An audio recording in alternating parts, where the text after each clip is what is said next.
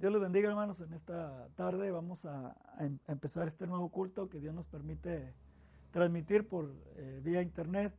Y vamos a abrir nuestras Biblias en el Salmo 150 para leerlo. Ustedes allá en su casa, yo aquí en este lugar donde estoy.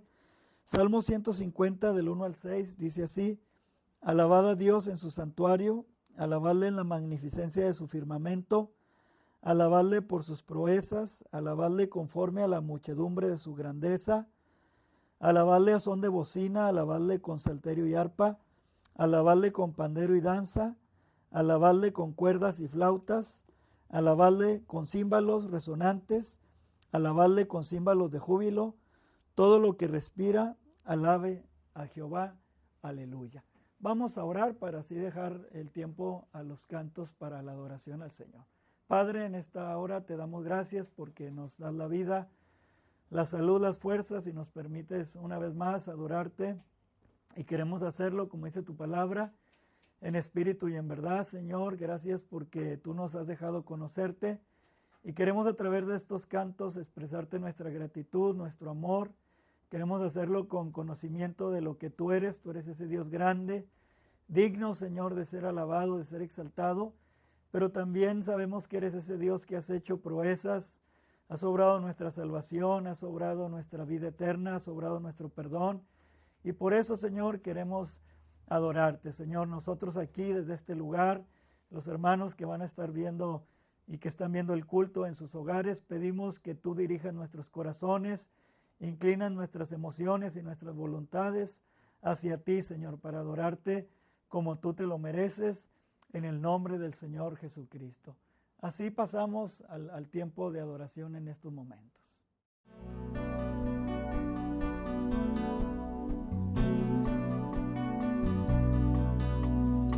única razón de mi adoración eres tú, mi Jesús.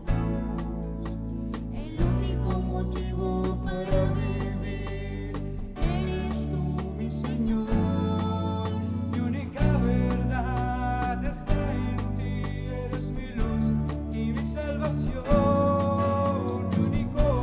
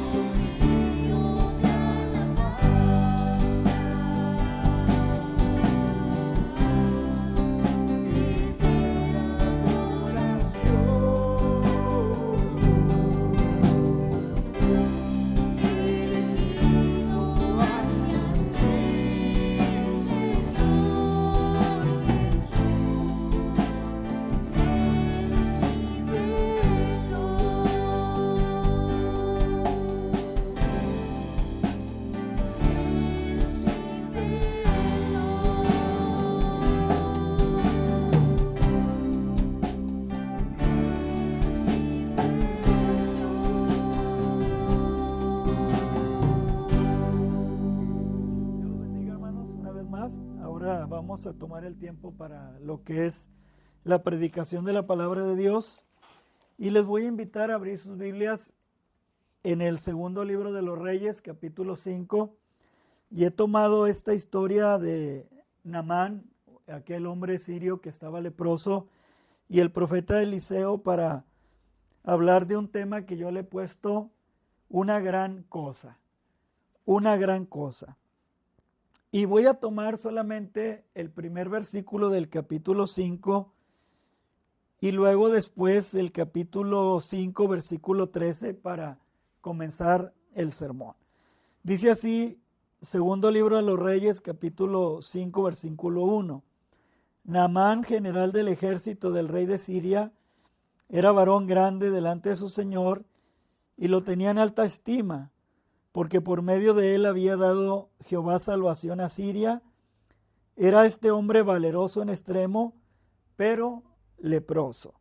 Y el versículo 13 dice así: mas sus criados se le acercaron y le hablaron diciendo: Padre mío, aquí le están hablando a Naamán, si el profeta te mandara alguna gran cosa, y yo quiero que pongamos mucha atención en esa frase, una gran cosa, ¿no la harías? ¿Cuánto más diciéndote, lávate y serás limpio? Y yo a este tema, les vuelvo a repetir, le he puesto una gran cosa. Esta historia, hermanos, nos enseña que hay situaciones, enfermedades, problemas, que el ser humano, por más grande que se sienta, no las podrá resolver o solucionar. Y casi siempre Dios usa personas o cosas pequeñas para traer una respuesta a nuestras grandes necesidades y bendecirnos. Solo Él hace posible lo imposible. Y en este sermón vamos a estar viendo grandes necesidades, pero grandes respuestas de Dios. Pero lo más curioso y lo más llamativo que vamos a hacer, o que vamos a ver, perdón, es que las grandes respuestas de Dios van a estar escondidas en cosas muy pequeñas e insignificantes a los ojos de los hombres, ¿verdad? Y yo como primer punto quiero hablarles sobre la grandeza de Naamán. Naamán, su nombre significa afable, amable y leal. Según las leyendas judías, este hombre fue el que disparó la flecha que asesinó al rey Acab cuando salieron a la guerra. Y este hombre, miren todo lo que dice la Biblia acerca de él, dice que era amigo del rey de Siria. El versículo 1 dice: Naamán, general del ejército del rey de Siria. Él tenía un amigo grande, el rey de Siria. Segundo, inciso B, era el general del ejército, de uno de los ejércitos más importantes de ese momento. Tercero, tenía una alta posición social, pues él se relacionaba con amigos de reyes, era el capitán del ejército y por lo tanto la élite en la cual él se movía era una posición muy alta. Su currículum militar lo tenía como un hombre de alta estima, dice el versículo número 1, y lo tenía en alta estima su señor, porque por medio de él había dado Jehová salvación a Siria. También dice que este hombre era valeroso o valiente. En el versículo 1 dice, era este hombre valeroso en extremo. Y esta palabra, valeroso en extremo, la Biblia se la aplica a muy pocos hombres, entre ellos David, Josafat. Entonces, este personaje del cual yo les estoy hablando, amigos, hermanos en la fe, no era cualquier personaje, era un tipo grande delante de los hombres, a los ojos de los hombres, ¿verdad? A la vista de la humanidad. Su grandeza económica también la Biblia la revela.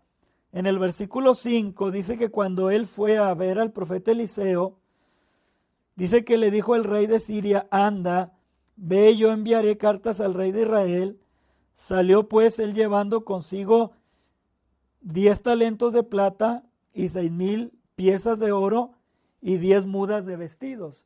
Yo estudié este versículo y dicen que esta fortuna se aproximaba a $1,200,000 o a 30,000 monedas de plata, 6,000 monedas de oro y ropa fina. Quiere decir que este hombre poseía una gran fortuna.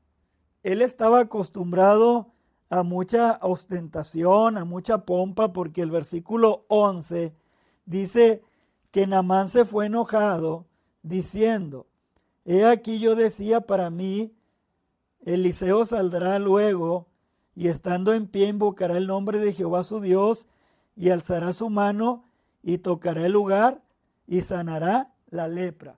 Pero Eliseo no salió a recibirlo, le mandó un siervo, y eso molestó a este hombre que estaba acostumbrado a que pues la realeza le atendiera.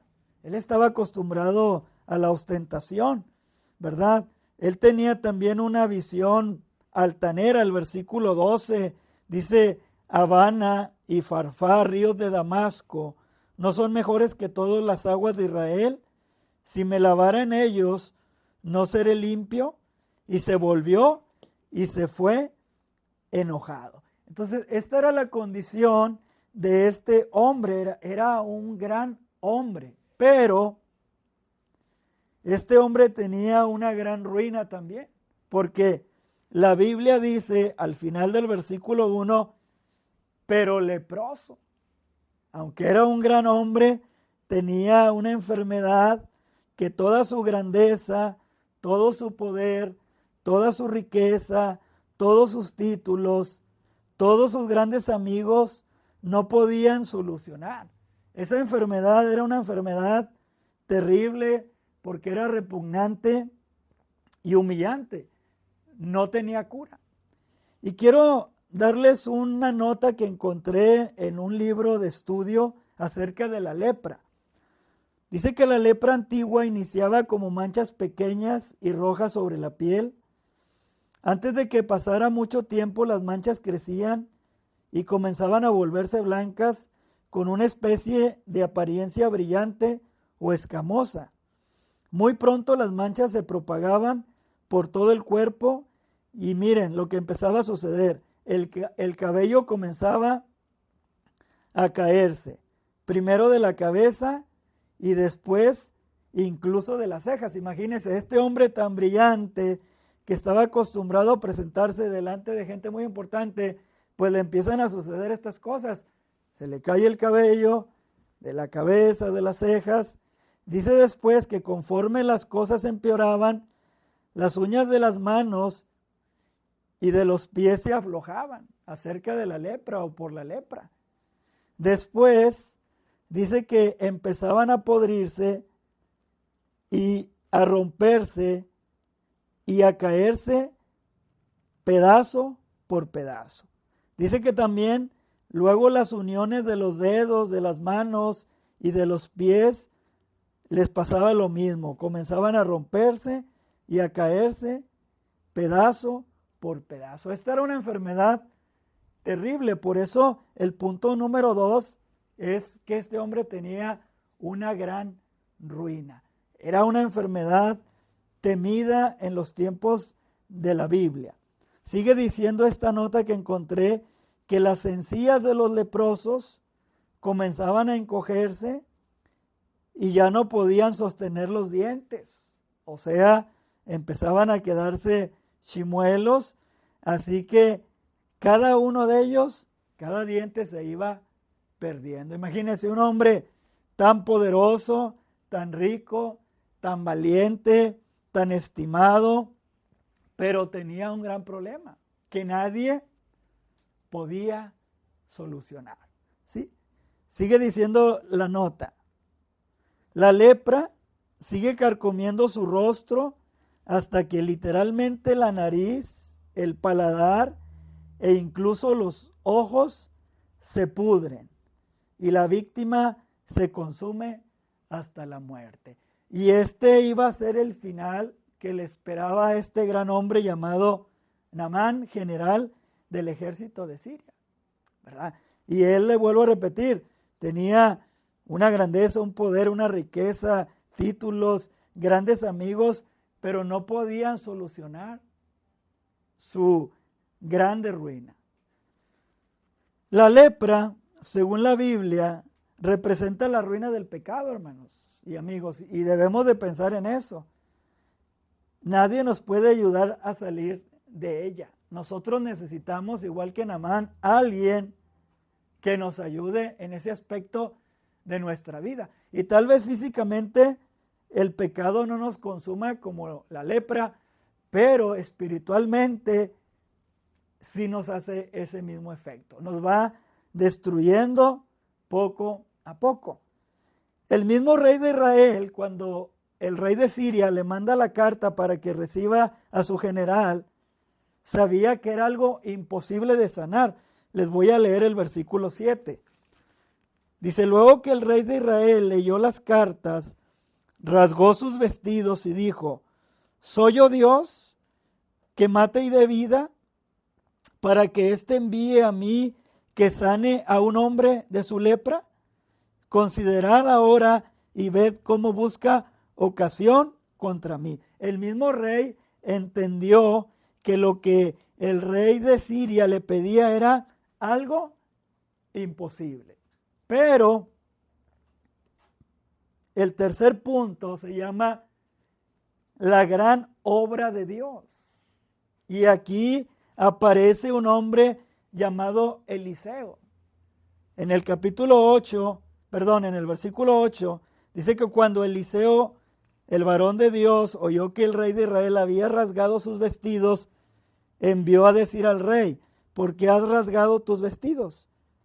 Venga ahora a mí y sabrá que hay profeta en Israel. Y aquí cambia la situación. Un gran hombre que tiene una gran ruina y que Dios va a hacer una gran obra en él. Pero aquí lo emocionante es que Dios va a usar cosas escondidas e insignificantes a los ojos de los humanos. Y muchas veces es donde nosotros no entendemos a Dios. Nosotros queremos que Dios haga todo un espectáculo para ayudarnos. Queremos que Dios avente la luz de un reflector para solucionar nuestros problemas. Y no, Dios en la Biblia usa cosas pequeñas. Cuando alimentó a Elías, usó una viuda. Cuando alimentó a Eliseo, usó otra viuda. Cuando alimentó a una multitud, usó a un joven con 5 panes de cebada de los pobres y 2 peces. Entonces, vemos en la Biblia que Dios para hacer grandes obras no usa espectáculo, usa cosas pequeñas. ¿Por qué? Porque la gloria es exclusivamente de Dios. Y vamos a ver, mire, inciso A. Dios usó una joven, inciso A. Dios usó una joven sirvienta esclavizada. Versículo 2. Dice, y de Siria había salido bandas armadas y habían llevado cautiva de la tierra de Israel a una muchacha, la cual servía a la mujer de Naamán. Esta muchacha fue llevada esclavizada, pero ella tenía una instrucción en el temor del Señor. Y cuán importante es que nosotros tengamos esa instrucción para dar testimonio. Ella ni se imaginaba lo que Dios iba a usar su vida para que sucediera este milagro. Inciso B. Ella le da un simple mensaje en el versículo 3. Dice que esta sirvienta le dijo a su señora, si rogase mi señor al profeta que está en Samaria, él lo sanaría de su lepra. Le dio un simple mensaje. No le dio un sermón teológico, no le dio un gran mensaje de muchas palabras. No, simplemente le dice un mensaje corto. Si mi señor fuera al profeta que está en Samaria y le rogara, él lo sanaría de su lepra. Pero lo que sí hizo a esta joven, lo hizo con una convicción de quién es Dios. Y yo les estoy hablando de un Dios real, verdadero, del Dios de la Biblia. Tercero, inciso C. Cuando Naamán va a ver a Eliseo, Eliseo le da una simple orden. Versículo número 10. Entonces Eliseo le envió un mensajero diciendo: ve y lávate 7 veces en el Jordán, y tu carne se te restaurará y serás limpio. Una simple orden. No le pide nada más. No le pide que haga un ritual, no le pide que encienda luces, no le pide que prenda algo que consuma y se cree humo. Simplemente le dice: mira, ¿quieres ser sano? Ve, sumérgete en el Jordán, en el río Jordán, 7 veces, y tu carne se te restaurará y serás limpio. Y esto requería fe. Y es lo mismo hoy. Para Dios, para encontrarnos con Dios, se requiere fe. Dios es un Dios simple. Dios no es un Dios misterioso ni escondido, es un Dios que tiene un mensaje sencillo. Inciso D, lo envía a un río común. Versículo número 14. Dice: él entonces descendió y se zambulló 7 veces en el Jordán. Pero en el versículo 12, Naamán había despreciado este río. Y él habla de 2 ríos, Abana y Farfar, ríos de Damasco, que eran mejores que el Jordán. Pero el profeta lo manda al Jordán. Dice que él llega, se zambulló 7 veces en el Jordán, conforme a la palabra del varón de Dios. Y miren lo que sucedió. Su carne se volvió como la carne de un niño y quedó limpio. Entonces, vayamos viendo cómo Dios va usando cosas pequeñas para hacer una gran obra, cosas escondidas, ¿verdad?, a los ojos de los hombres, cosas insignificantes, pero Dios está haciendo algo poderoso. Y así es nuestro Dios, hermanos. Dios no requiere cosas grandes para hacer su obra. ¿Por qué? Porque es el poder de Él. Cuando Jesucristo vino como un hombre débil, la Biblia lo dice. Y cuando Él murió en debilidad. La Biblia lo dice claramente. Pero cuando Él venga, vendrá en poder. Entonces, nosotros tenemos que aprender eso, que Dios hace grandes obras, pero las hace casi siempre con cosas pequeñas. Y todo esto que les acabo de decir terminó en un gran milagro. Versículo 14. Dice al final que cuando este varón se sumergió 7 veces en el Jordán, dice el versículo 14, y su carne se volvió como la carne de un niño y quedó limpio. Dios obró una gran obra, un gran milagro. Recordemos, este era un gran hombre con una gran ruina, pero ahora Dios le concede un gran milagro. Ahora yo le quiero decir algo para pasar al último punto. Dios nos pide realizar cosas posibles a los humanos, porque Él ya hizo lo imposible. Cosas posibles como ¿qué? Leer la Biblia, orar, congregarnos, creer, arrepentirnos, obedecer. Son cosas posibles para nosotros. Pero parecen tan sencillas, ¿verdad?, que la mayoría de las personas no somos capaces o no son capaces de llevarlas a cabo por falta de fe o por falta de obediencia. Pero eso es lo que Dios nos pide, cosas posibles. ¿Por qué? Porque Él ya hizo lo imposible. Punto número 4 y último. Todo esto creó en el corazón de Naamán una gran conversión. Porque recuerde cómo este hombre llegó. Llegó con bastante dinero, llegó con bastante orgullo, llegó con bastante desprecio, llegó con un gran problema, pero sucedió una conversión en su corazón a raíz del milagro. Él se vuelve un hombre humilde, el versículo 15. Dice, y volvió al varón de Dios, él y toda su compañía, y se puso delante de él y dijo: he aquí ahora conozco que no hay Dios en toda la tierra. Él cambia totalmente su actitud. Y eso es lo que pasa cuando Dios obra el milagro de la salvación, cuando quita la lepra de nuestro corazón. Los hombres más orgullosos se vuelven humildes. Hay testimonios en la Biblia. Saulo de Tarso era un hombre que iba castigando cristianos, golpeando cristianos, encerrando cristianos, azotando cristianos, hasta asesinando cristianos.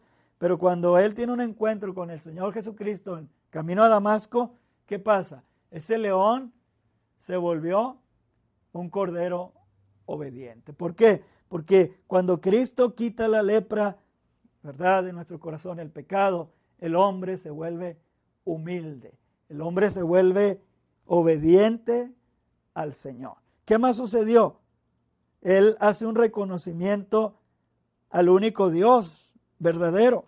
Versículo 15 dice: he aquí, ahora conozco que no hay Dios en toda la tierra, sino en Israel.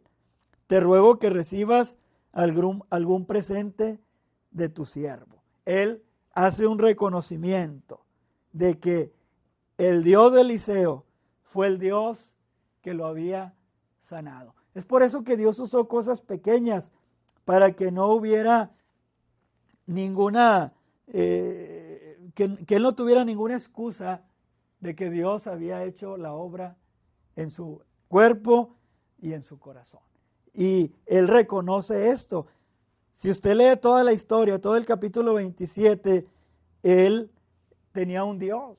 Dice que él adoraba en el templo del dios Rimón, dice la Biblia. Pero él hace a un lado a ese Dios y se convierte al Dios de Israel. Y no solamente se vuelve humilde, no solamente hace un reconocimiento del Dios verdadero, pero hay otra cosa. Él, desde ese día en adelante, él le rinde adoración a ese Dios que lo sanó. Versículo 16 al 18. Dice: mas él le dijo, Eliseo: vive Jehová en cuya presencia estoy, que no aceptaré.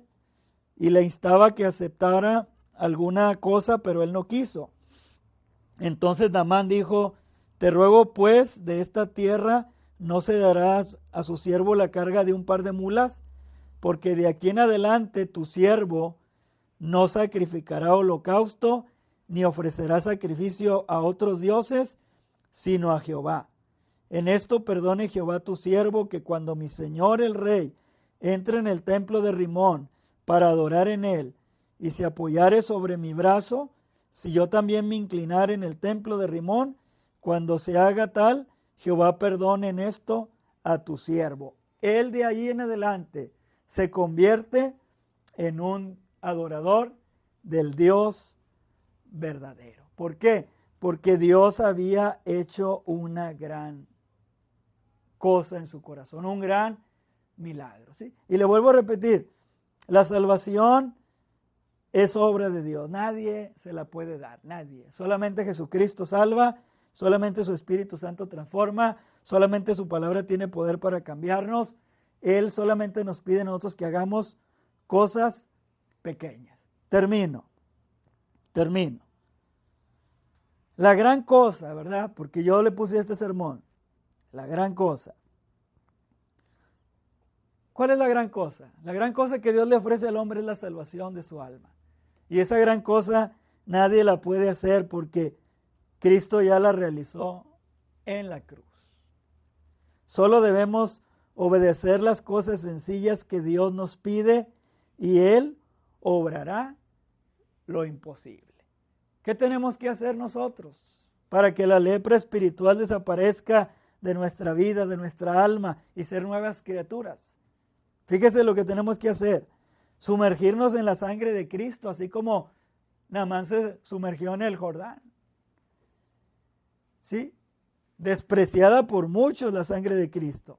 Pero si usted y yo nos sumergimos en la sangre de Cristo, saldremos limpios de nuestros pecados, hechos una nueva criatura. Como salió este hombre llamado Naamán, porque dice la Biblia en el versículo 14 que cuando él salió del río Jordán, su carne se volvió como la carne de un niño, como la carne de un bebé, y quedó limpio. Y eso es lo que Jesucristo quiere realizar en cada corazón. Quiere quitar la lepra del pecado, del alma del hombre, y darle una nueva vida. Pero eso solamente lo puede hacer Él. Eso no lo hace la religión, eso no lo hace un templo, eso no lo hace un pastor, eso no lo hace nadie. Esa es una obra exclusiva de Dios y está allí para todo aquel que cree. Voy a terminar con una oración para después dejar el tiempo para un canto final. Padre, te doy gracias en esta tarde por tu palabra. Te pido, Dios, que la lleves a través de las redes sociales y que obres en la mente y en el corazón de los hermanos y también de aquellas personas que aún no te conocen, Señor, para que ellos puedan recibir ese gran milagro de la salvación. Señor, que podamos entender que el hombre tiene una gran ruina, el hombre tiene el pecado en su alma y eso lo tiene arruinado y solamente Jesucristo es el único que puede ofrecer mediante su sangre esa limpieza espiritual. Así es que yo te pido, Dios, que a través de tu palabra, a través del poder de tu Espíritu Santo, tú la lleves, Dios, y hagas la obra de salvación en aquellos que no te conocen. Y en aquellos hermanos que te conocen, Señor, pero que están enfermos o que tienen alguna necesidad en su casa, en su hogar, tú obres a favor de ellos. Señor, tú eres un Dios bueno, tú eres un Dios que hace milagros. Aquí acabamos de ver uno relatado en la Biblia, un gran milagro, Señor, que solamente tú pudiste hacer. Así es que yo te suplico, Padre, que tú obres esos milagros en la gente necesitada a través de este mensaje. Te lo pido todo en el nombre del Señor Jesucristo. Dios los bendiga y así dejo el tiempo para el último canto y despedir nuestra reunión de este día.